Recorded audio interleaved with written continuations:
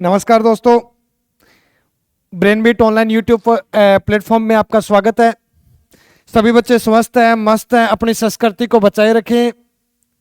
Culture संस्कृति को बचाना सबसे मेन काम यूथ का होता है, युवा शक्ति का होता है। तो अपने युवा शक्ति के वर्चस्व की बात करें तो अपने कल्चर को जीवित रखना है, साथ साथ में अपनी तैयारी करनी है, अपने करियर का भी ध्यान रखना है, वातावरण का ध्यान रखना है, अपनी एज, इस एज के मुताबिक बात करें तो इस एज के अंदर काफ़ी रुझान आते हैं, कल्चर, संस्कृति, फैशन, साथ साथ में अपना कैरियर, तैयारी, इन सब बातों को ध्यान में रखते हुए अपने को तैयारी करनी है।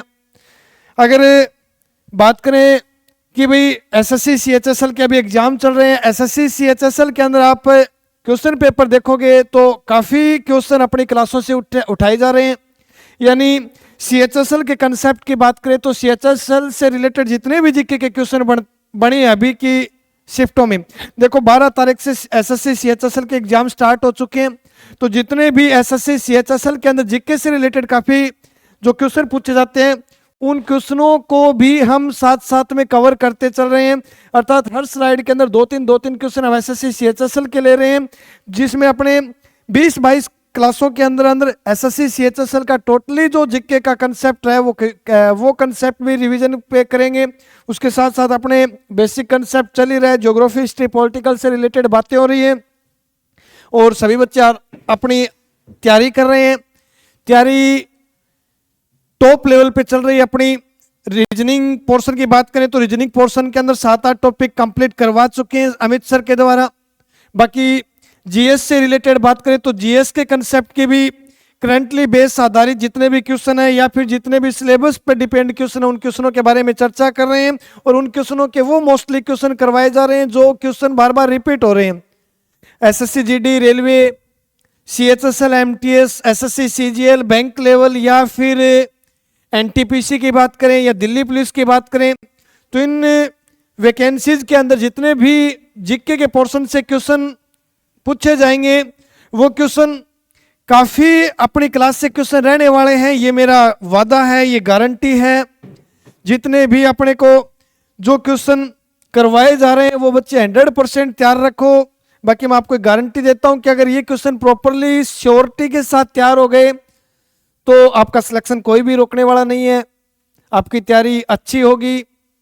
और अपने चैनल को सभी बच्चे जरूर सब्सक्राइब करें क्योंकि हमारी ये जो मेहनत है ये बिल्कुल निःशुल्क मेहनत है और इसमें आपको जो गुरु दक्षिणा के रूप में जो कुछ भी हमें देना है वो अपना एक जो सब्सक्राइब होगा वो एक बड़ी गुरु दक्षिणा के रूप में काम करेगी। अर्थात अपनी क्लास अगर आपको अच्छी लगे, जीके का कंसेप्ट आपको पसंद आए, रीजनिंग से रिलेटेड आपको क्लास अच्छी लगे तो सभी बच्चों से हमारी एक ही रिक्वेस्ट है कि बच्चे ज़्यादा से ज़्यादा अपने वीडियोस को शेयर करें और चैनल को सब्सक्राइब कर लें, जिससे आपको हर एक अपडेट नोटिफिकेशन बेल आइकन को प्रेस करने से मिलती रहेगी। टाइम पर आपको हर एक अपडेट से जागरूक करते रहेंगे। जिसमें हमने पीछे बताया राजस्थान हाईकोर्ट या राजस्थान 4th ग्रेड चतुर्थ श्रेणी कर्मचारी वैकेंसी की बात करें तो मेरिट बेस का भी अनुमान लगाया था। लगभग 20-22 हज़ार बच्चों से रूबरू होकर हमने पूरे कंसेप्ट बेस के आधार पर वो जो कट ऑफ है उसका वीडियो जारी किया था। उसके साथ साथ राजस्थान पुलिस के रिजल्ट की बात करें तो वो भी अपनी अनाउंसमेंट 9-10 नवंबर के आसपास कर दी गई थी कि रिजल्ट अति शीघ्र बहुत जल्दी जारी होने वाला है। और उसके बाद इसी प्लेटफॉर्म से हमने आप सभी को अपडेट किया है, बताया राजस्थान के अंदर जो पटवारी भर्ती का एग्जाम हुआ था उस एग्जाम का रिजल्ट 10 दिसंबर से पहले जारी कर दिया जाएगा। ये कंफर्म एक बेस्ट न्यूज़ है। अब जीके की बात करें तो अपने जीके से रिलेटेड जितने भी क्वेश्चन चल रहे थे उनमें आगे के क्वेश्चनों की बात करें तो देखो नेक्स्ट जो जीके का क्वेश्चन है अपना 54 नंबर जो क्वेश्चन है वो क्वेश्चन हमने खनिज से रिलेटेड उठाया है। अर्थात अगला जो अपना आज का क्वेश्चन है वो खनिज से रिलेटेड क्वेश्चन रहने वाला है और क्वेश्चन है कि किस खनिज को येलो केक के रूप में जाना जाता है। यानी येलो केक किस खनिज को बोलते हैं तो खनिज से काफी क्वेश्चन बनते हैं। अगर बात करें कि भाई खनिज से रिलेटेड जो मोस्टली क्वेश्चन पूछे जाते हैं, जो क्वेश्चन बार बार रिपीट होते हैं खनिज से रिलेटेड क्वेश्चनों की बात करें तो जिसमें नंबर 1 जो खनिज पूछा जाता है, यानी खनिजों से रिलेटेड जो मोस्टली क्वेश्चन बनते हैं, उसमें सबसे पहला क्वेश्चन ये बनता है कि सबसे हल्का धातु कौन सी है, सबसे हल्की धातु कौन सी है, या फिर पूछा जा सकता है कि सबसे भारी धातु कौन सी है। दो तो ये खनिज या धातु से रिलेटेड क्वेश्चन बनते हैं कि सबसे हल्की धातु बताओ और सबसे भारी धातु कौन सी है। अगर हल्की और भारी धातु से रिलेटेड बात करें तो यहाँ से काफी बार साइंस के कंसेप्ट से क्वेश्चन पूछे जाते हैं। अगर साइंस की बात करें तो देखो आज के टाइम में जीके के पोर्शन में साइंस से रिलेटेड क्वेश्चन पूछे जाते हैं। लगभग 10-12% या 10-12% वेटेज साइंस कंसेप्ट का रहता है। तो अगर बात करें सबसे हल्की धातु कौन सी है तो बच्चों ध्यान रखना है ब्रोमियम जो है वो सबसे हल्की धातु मानी जाती है, जबकि जो सबसे हैवी या सबसे भारी जो धातु है वो ओस्मियम को कहा जाता है। यानी अगर पूछा जाए कि सबसे हल्की धातु कौन सी है तो दोस्तों बताना है ब्रोमियम जो धातु है वो सबसे हल्की धातु है, जबकि सबसे भारी जो धातु है वो ओस्मियम धातु है। अब बात रही अपने क्वेश्चन की, अगर बात करें कि येलो केक के नाम से किस खनिज को जाना जाता है तो बच्चा अपना आंसर रहने वाला है कि येलो केक जो है वो यूरेनियम को कहा जाता है। यानी यूरेनियम जो धातु है या यूरेनियम जो मिनरल्स है उसे येलो केक के नाम से जानते हैं। अगर आगे की बात करें कि ये जो यूरेनियम खनिज है, इस यूरेनियम खनिज का प्रयोग कहाँ होता है, अर्थात इसका उपयोग कहाँ पे किया जाता है, तो यूरेनियम खनिज का उपयोग विद्युत उपकरणों में किया जाता है। अर्थात जो लाइटिंग के सामान बनते हैं उन लाइटों के सामानों में यूरेनियम धातु का प्रयोग किया जाता है। उसके साथ साथ और बात करें तो परमाणु ऊर्जा के जितने भी संयंत्र हैं उन परमाणु ऊर्जा संयंत्रों में भी यूरेनियम धातु का प्रयोग किया जाता है। जैसे क्वेश्चन पूछा गया कि जो वेल्डिंग मशीन होती है, जो वेल्डिंग मशीन होती है उसमें कौन सा खनिज काम में लिया जाता है, तो अगर वेल्डिंग मशीन से रिलेटेड क्वेश्चन पूछा जाता है तो ध्यान रखना है थोरियम जो है उस धातु का उपयोग वेल्डिंग मशीन के अंदर या वेल्डिंग औजार के अंदर के वेल्डिंग यंत्र के रूप में जो उपयोग में लिया जाने वाला खनिज है वो थोरियम खनिज है, जबकि विद्युत उपकरणों में जो प्रयोग में लिया जाता है वो खनिज यूरेनियम है, जिसे येलो केक के नाम से जानते हैं। उसके बाद बात रही कि ये जो यूरेनियम खनिज है इसके लिए प्रसिद्ध स्थान कौन से। देखो अगर विश्व स्तर की बात करें तो यूरेनियम जो खनिज है वो विश्व में सर्वाधिक, विश्व में सबसे ज्यादा यूरेनियम खनिज का जो उत्पादन होता है वो है कनाडा देश। अर्थात 1 नंबर पे जो देश है यूरेनियम उत्पादन के अंदर वो देश है कनाडा देश। अगर बात करें कि कनाडा का कौन सा क्षेत्र है जो यूरेनियम धातु के लिए सबसे इंपॉर्टेंट क्षेत्र माना गया है, तो कनाडा के अंदर एक झील स्थित है जिसे अथावास्का झील कहा जाता है। अर्थात जो अथावास्का झील है वो विश्व में यूरेनियम उत्पादन या भंडारण की दृष्टि से विश्व का सबसे पहला स्थान है, विश्व के प्रथम स्थान पर है। उसके बाद अगर भारत की बात करें तो ये जो येलो केक के नाम से जाने जाने वाला दोस्तों यूरेनियम खनिज है, इसके लिए भारत का प्रसिद्ध स्थान कौन सा है, तो भारत में जो इसके लिए प्रसिद्ध जगह है वो है जादूगोड़ा की खान। ये खान काफी बार पूछी जाती है, क्वेश्चन बनाया जाता है कि जादूगोड़ा की खान किस राज्य में है या फिर किस खनिज उत्पादन के लिए जानी जाती है। तो दोस्तों जो जादूगोड़ा की खान पड़ती है वो भारत के झारखंड राज्य में स्थित है। अर्थात झारखंड राज्य में स्थित जो जादूगोड़ा की खान है वो यूरेनियम खनिज के लिए प्रसिद्ध भारत की एक खान है। अगर बात करें कि इस जादूगोड़ा की खान से यूरेनियम का उत्पादन कार्य कब शुरू हुआ, तो दोस्तों 1967 ईस्वी से इस खान से यूरेनियम का उत्पादन किया जाता है। अर्थात जादूगोड़ा की खान या फिर अथावास्का झील ये वो क्षेत्र हैं जो यूरेनियम भंडारण या यूरेनियम उत्पादन की दृष्टि से इंपॉर्टेंट खनिज है। तो अपने येलो केक किससे क्वेश्चन बना था कि अगर पूछा जाए कि कौन से खनिज को येलो केक के नाम से जानते हैं तो अपना आंसर ऑप्शन बी अर्थात यूरेनियम रहा था। उसके साथ साथ थोरियम भी याद रखना है, ब्रोमियम भी याद रखना है, ओस्मियम भी ध्यान रखना है। कई बार यहाँ से परमाणु क्रमांक से रिलेटेड क्वेश्चन बनते हैं। तो अगर बात करें कि जो सबसे हल्की धातु है ब्रोमियम उसका परमाणु क्रमांक कितना है, तो बच्चों ब्रोमियम का जो परमाणु क्रमांक है वो 3 है। यानी इन परमाणु क्रमांकों से भी काफी बार दोस्तों क्वेश्चन बनाए जाते हैं। अगर हल्की धातु का परमाणु क्रमांक पूछे तो 3 हल्की धातु का परमाणु क्रमांक है। उसके बाद जो अपना नेक्स्ट क्वेश्चन है 55 अर्थात 55 नंबर जो क्वेश्चन है वो क्वेश्चन हिस्ट्री, यानी क्वेश्चन पूछा गया कि 1932 में देखो 1932 में अखिल भारतीय अस्पृश्यता, 1932 में अखिल भारतीय अस्पृश्यता विरोधी लीग की स्थापना कब की गई? देखो दोस्तों यहां से जो क्वेश्चन बनते हैं मोस्टली जो इंपॉर्टेंट क्वेश्चन पूछे जाते हैं, दिन था 30 सितंबर का, ये डेट ध्यान रखनी है। 30 सितंबर 1932 को अपने महाराष्ट्र के अंदर एक जेल है जिसे यरवदा जेल के नाम से जानते हैं। ये भी कई बार आता है कि यरवदा जेल, सेलुलर जेल कहाँ स्थित है, तो ये जो यरवदा जेल पड़ती है ये महाराष्ट्र के पुणे शहर में स्थित है। कई बार सिटी से रिलेटेड क्वेश्चन बनाता है दोस्तों, तो ध्यान रखना है जो यरवदा जेल है वो पुणे महाराष्ट्र में स्थित है। और इसी यरवदा जेल में महात्मा गांधी को रखा गया था और इसी यरवदा जेल से महात्मा गांधी ने 30 सितंबर 1932 को एक लीग, एक संस्था की स्थापना की थी जो भेदभाव को समाप्ति का उद्देश्य था।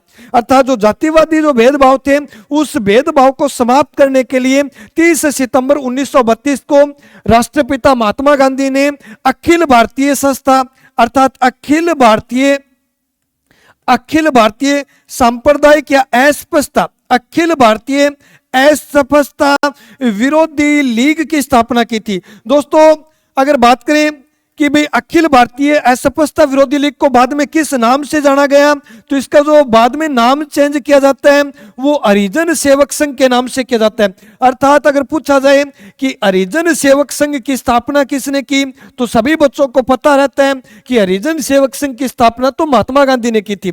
लेकिन इस हरिजन सेवक संघ को शुरुआत में किस नाम से जाना गया ये बहुत कम बच्चे हैं जिनको पता है। और आज के टाइम में ये इसी टाइप से जो ऐसे क्वेश्चन पूछे जाते हैं जिनको नाम बदले गए और जो ज्यादा चर्चित नाम है वो क्वेश्चन का लैंग्वेज न यूज करके क्वेश्चन की लैंग्वेज हार्ड लैंग्वेज यूज की जाती है। तो अगर यही क्वेश्चन अगर पूछा जाता कि हरिजन सेवक संघ की स्थापना किसने की, तो सभी बच्चों का आंसर होता कि हरिजन सेवक संघ की स्थापना महात्मा गांधी के द्वारा 1932 में की गई थी। लेकिन छुआछूत या भेदभाव को अंत करने के लिए महात्मा गांधी ने यरवदा जेल महाराष्ट्र से अखिल भारतीय अस्पृश्यता विरोधी लीग नाम से एक संस्था की शुरुआत की थी जिसे बाद में हरिजन सेवक संघ का नाम दिया गया। और इसी हरिजन सेवक संघ की वजह से सन 1932 में 1932 के अंदर एक डील होती है, एक समझौता होता है और उस समझौते से रिलेटेड भी काफी बार क्वेश्चन बनाया जाता है कि 1932 में जो समझौता हुआ उस समझौते को किस नाम से जाना गया। तो दोस्तों इसे पुन्ना पैक्ट या पुन्ना समझौता कहा जाता है, जो डॉक्टर भीमराव अंबेडकर, राष्ट्रपिता डॉक्टर भीमराव अंबेडकर व महात्मा गांधी के बीच में समझौता होता है। सन 1932 का समझौता है जिसे पुन्ना पैक्ट या पुन्ना समझौता नाम दिया गया। तो इसी अस्पृश्यता और भेदभाव को समाप्त करने के लिए महात्मा गांधी और अपने संविधान के जनक, संविधान के पिता कहा जाने वाले डॉक्टर भीमराव अंबेडकर के बीच में एक समझौता होता है। पुणे शहर के अंदर इस समझौते का आयोजन किया गया और इसे पुन्ना पैक्ट या पुन्ना समझौते का नाम दिया गया, जो सन 1932 की बात है। तो अपना क्वेश्चन पूछा गया था कि 1932 में अखिल भारतीय अस्पृश्यता विरोधी लीग की स्थापना किसने की, सभी बच्चों को पता चल गया। इस लीग या इस संघ की स्थापना करने वाले थे महात्मा गांधी, राष्ट्रपिता। तो अपने सेकंड क्वेश्चन का जो आंसर है वो है ऑप्शन ए अर्थात महात्मा गांधी। उसके बाद थर्ड क्वेश्चन की बात करें तो ये भी ब्रिटिश शासन काल का अच्छा क्वेश्चन बनता है। ये वाला पोर्शन जो ब्रिटिश शासनकाल वाइसराय और गवर्नर जनरल से रिलेटेड बात करें दोस्तों, तो यहां से भी काफी इंपॉर्टेंट क्वेश्चन आज के टाइम में बढ़ने स्टार्ट हो चुके हैं। महात्मा गांधी का जीवन काल है या फिर जितने भी स्वतंत्रता आंदोलन भारत के अंदर लड़े गए उनसे रिलेटेड क्वेश्चन की बात करें तो काफी इंपॉर्टेंट हिस्ट्री के क्वेश्चन यहां से उठने स्टार्ट हो चुके हैं। अगर और हिस्ट्री की बात करें तो देखो हिस्ट्री से रिलेटेड गुप्त और मौर्य वंश से आज के टाइम में ज्यादा क्वेश्चन पूछे जाते हैं। मुगल हिस्ट्री या मिडिल हिस्ट्री की बात करें, जो मध्यकालीन भारत का इतिहास है, वो कंसेप्ट आज के एग्जाम की बात करें, आज के टाइम के एग्जाम की बात करें तो बहुत कम क्वेश्चन बन रहे हैं यहां से। और अगर ज्यादा क्वेश्चन की बात करें तो हिस्ट्री से रिलेटेड मॉडर्न हिस्ट्री और ओल्ड हिस्ट्री यानी प्राचीन भारत और आधुनिक इतिहास है, वहां से बहुत ज्यादा क्वेश्चन उठाए जा रहे हैं। आप 1-1.5 साल पीछे के जितने भी सेंट्रल एग्जाम के या सेंट्रल लेवल के एग्जाम हुए वहां से क्वेश्चन चेक कर सकते हो। और इसीलिए हमने भी मॉडर्न हिस्ट्री या फिर ब्रिटिश शासन काल के दौरान का एक क्वेश्चन उठाया है। क्वेश्चन बोल रहा है कि 1940 का अगस्त ऑफर, जिसे अगस्त प्रस्ताव का नाम दिया जाता है, किस ब्रिटिश सरकारी अधिकारी द्वारा प्रस्तुत किया गया था? देखो ये अगस्त ऑफर या अगस्त प्रस्ताव की बात करें तो इसे प्रस्तुत क्यों करना पड़ा? तो दोस्तों इसकी वजह थी सेकंड वर्ल्ड वॉर अर्थात द्वितीय विश्व युद्ध। देखो सेकंड वर्ल्ड वॉर स्टार्ट हो चुका था और ये द्वितीय विश्व युद्ध जो है ये 1939 से लेकर 1945 ईस्वी के बीच लड़ा गया, जिसमें संपूर्ण पूरी पृथ्वी की बात करें तो दो हिस्सों में विभाजित हो गई थी और सबसे भयंकर युद्ध माना गया सेकंड वर्ल्ड वॉर।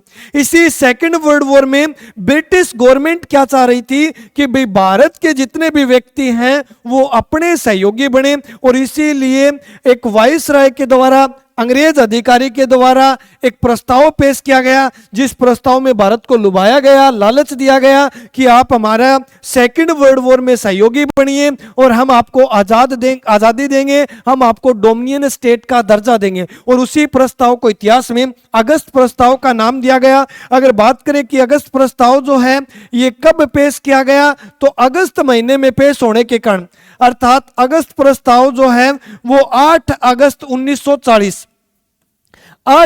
1940 ईस्वी को यह प्रस्ताव पेश होने के कारण इसे अगस्त प्रस्ताव का नाम दिया गया। और यह अगस्त प्रस्ताव जिस टाइम पेश किया गया उस टाइम भारत के जो वाइसराय थे वो वाइसराय थे लॉर्ड लॉर्नलिथगो करके। तो लॉर्ड लॉर्नलिथगो के टाइम में या लॉर्ड लिनलिथगो के टाइम में अगस्त प्रस्ताव पेश किया जाता है वाइसराय लिथगो के द्वारा, जिसे अगस्त माह में प्रस्ताव को पेश करने के कारण इतिहास में अगस्त ऑफर या अगस्त प्रस्ताव के नाम से फेमस हुआ। लिनलिथगो ने भारतीय राजनेताओं को, भारतीय महापुरुषों को कहा कि अगर आप सेकंड वर्ल्ड वॉर में उद्देश्य की बात करें कि इस प्रस्ताव का उद्देश्य क्या था, तो भारत को द्वितीय विश्व युद्ध सेकेंड वर्ल्ड वॉर के अंदर ब्रिटिश देश के साथ शामिल करना, यानी उद्देश्य था कि ब्रिटिश के साथ भारतीय जवान, भारतीय व्यक्ति शामिल हो सेकेंड वर्ल्ड वॉर में। और इसके लिए इन्होंने हमें लालच दिया कि आपको अगर आपने सेकेंड वर्ल्ड वॉर में ब्रिटिशों का साथ दिया तो आपको डोमिनियन स्टेट का दर्जा दिया जाएगा, यानी डोमिनियन स्टेट का दर्जा देने की बात कही गई अंग्रेजों के द्वारा, ब्रिटिशों के द्वारा। और अगस्त में लॉर्ड लिनलिथगो के साथ भारतीय महापुरुषों का एक प्रस्ताव पेश होता है, एक बैठक होती है जिसे अगस्त प्रस्ताव का नाम दिया गया है। और ये प्रस्ताव 8 अगस्त 1940 को डील होती है, समझौता होता है, लेकिन उसमें ज्यादातर भारतीयों का कहना था कि हम ब्रिटिशों के साथ इस युद्ध में नहीं उतरेंगे। कांग्रेस ने कहा कि अगर ब्रिटिशों के साथ हम उतरते हैं तो हमें स्वतंत्रता दी जाए। तब जो लॉर्ड लिनलिथगो या ब्रिटिश जो गवर्नमेंट है, उस ब्रिटिश गवर्नमेंट ने अपने को संविधान बनाने की मान्यता दे दी थी। तो अगर इंपॉर्टेंट क्वेश्चन यहां से भी बनता है, अगर पूछे संविधान बनाने की या संविधान निर्माण की जो मान्यता दी जाती है वो किस प्रस्ताव या किस समझौते के तहत दी जाती है? संविधान निर्माण की जो मान्यता प्रदान की जाती है भारतीयों को वो अगस्त प्रस्ताव लॉर्ड लिनलिथगो के द्वारा 8 अगस्त 1940 को की जाती है। उसके बाद हमने अपना संविधान तैयार किया जो भारत का एक विश्व स्तर पर महत्वपूर्ण संविधान माना जाता है, जो विश्व का सबसे बड़ा लिखित संविधान है। उस संविधान निर्माण को मान्यता दी जाती है वो अगस्त प्रस्ताव के द्वारा दी जाती है। और इसी अगस्त प्रस्ताव से हमने अपना संविधान तैयार किया था। तो बच्चों अपना जो 1940 का अगस्त प्रस्ताव था उस टाइम भारत के वाइसराय पूछे तो लॉर्ड लिनलिथगो थे। और अगर इस टाइम ब्रिटेन के प्रधानमंत्री या फिर पूछे सेकेंड वर्ल्ड वॉर जो द्वितीय विश्व युद्ध है उस समय ब्रिटेन का प्राइम मिनिस्टर कौन था, तो दोस्तों ध्यान रखना है इस टाइम ब्रिटेन के प्रधानमंत्री थे विंस्टन चर्चिल करके। तो या तो प्रधानमंत्री से रिलेटेड कंसेप्ट बनाते हैं या फिर वाइसराय कौन थे भारत के उस टाइम, गवर्नर जनरल और वाइसराय से रिलेटेड हिस्ट्री का अच्छे क्वेश्चन बनाते हैं। तो अपना आंसर रहा है लॉर्ड लिनलिथगो करके। उसके बाद नेक्स्ट क्वेश्चन की बात करें, हाल ही में चुनाव हुए, इस बिहार राज्य के विधानसभा चुनाव से एक अच्छा क्वेश्चन बने। अगर पूछा जाए आज तक के इतिहास में जो विधानसभा चुनाव, विधानसभा का निर्माण आर्टिकल 170 के तहत किया जाता है, उसी विधानसभा सदस्यों द्वारा विधानसभा के अध्यक्ष को चुना जाता है। अगर बात करें आज तक के इतिहास में कि सबसे युवा विधानसभा सदस्य कौन बने, तो अगर विधानसभा की बात करें तो अपना ये जो क्वेश्चन है ये है बिहार विधानसभा से। अभी तक मुख्यमंत्री का चयन नहीं किया गया है, लेकिन बिहार विधानसभा में एनडीए सरकार को 202 सीट, अर्थात अगर पूछे विधानसभा में बिहार विधानसभा में कुल सीटों की संख्या कितनी है, तो दोस्तों ध्यान रखना है अभी 243 सीटों पर 2 चरणों में चुनाव करवाए गए थे, जिनका नतीजा 14 नवंबर को आया था।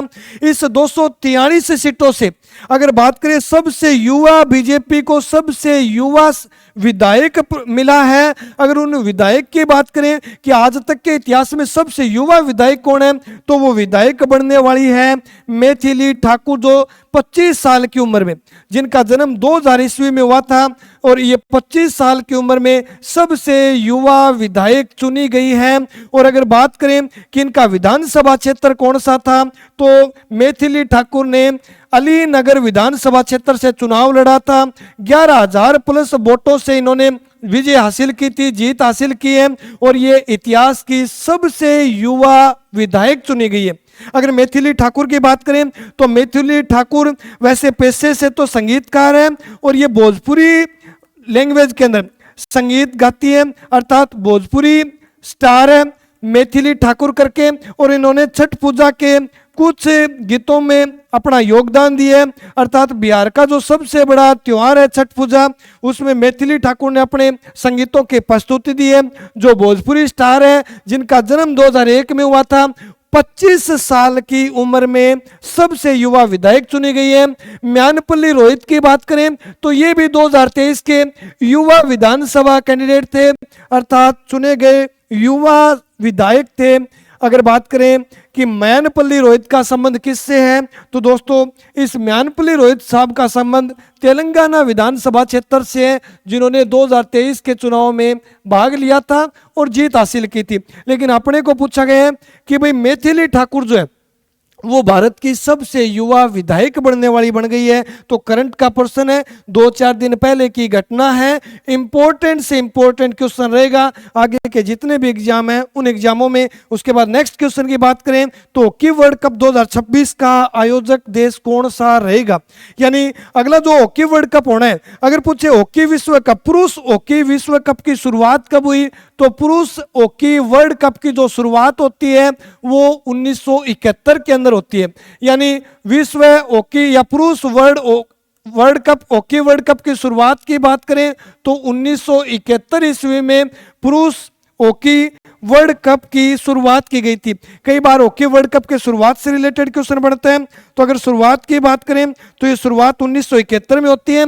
और अगर बात करें कि इसका पहला आयोजन कहाँ किया गया था, अर्थात प्रथम जो आयोजक देश रहा था, यानी प्रथम जो टूर्नामेंट करवाया गया था वो कौन से देश में करवाया गया था, तो दोस्तों ध्यान रखना है ये टूर्नामेंट स्पेन में आयोजित किए गए थे, जिसमें विजेता अगर बात करें तो विजेता रहा था पाकिस्तान। जचने वाली बात तो नहीं है कि पाकिस्तान हॉकी वर्ल्ड कप का पहला खिताब जीता था।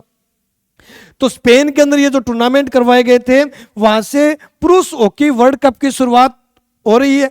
और उसके बाद बात करें कि ये जो पुरुष हॉकी वर्ल्ड कप का जो आयोजन किया जाता है ये कितने सालों में आयोजित करवाया जाता है, तो दोस्तों ध्यान रखना है हर 4 साल में हॉकी वर्ल्ड कप का आयोजन करवाया जाता है। अगर इससे पीछे की बात करें तो 2022-23 का जो हॉकी वर्ल्ड कप था, 2022-23 का जो हॉकी वर्ल्ड कप था, उस हॉकी वर्ल्ड कप का आयोजक देश कौन सा रहा था, तो ये 22-23 का संस्करण जो था ये हॉकी वर्ल्ड कप के इतिहास का 15वां संस्करण था, जिसका आयोजक देश की बात करें अर्थात पिछले जो टूर्नामेंट करवाए गए थे वो टूर्नामेंट अपने भारत के अंदर उड़ीसा स्टेट के अंदर करवाए गए थे। और उड़ीसा के राउरकेला क्षेत्र में, उड़ीसा के राउरकेला क्षेत्र या राउरकेला शहर में जो कलिंगा स्टेडियम है, उस कलिंगा स्टेडियम के अंदर फाइनल मैच खेला गया था 2022-23 हॉकी पुरुष वर्ल्ड कप का।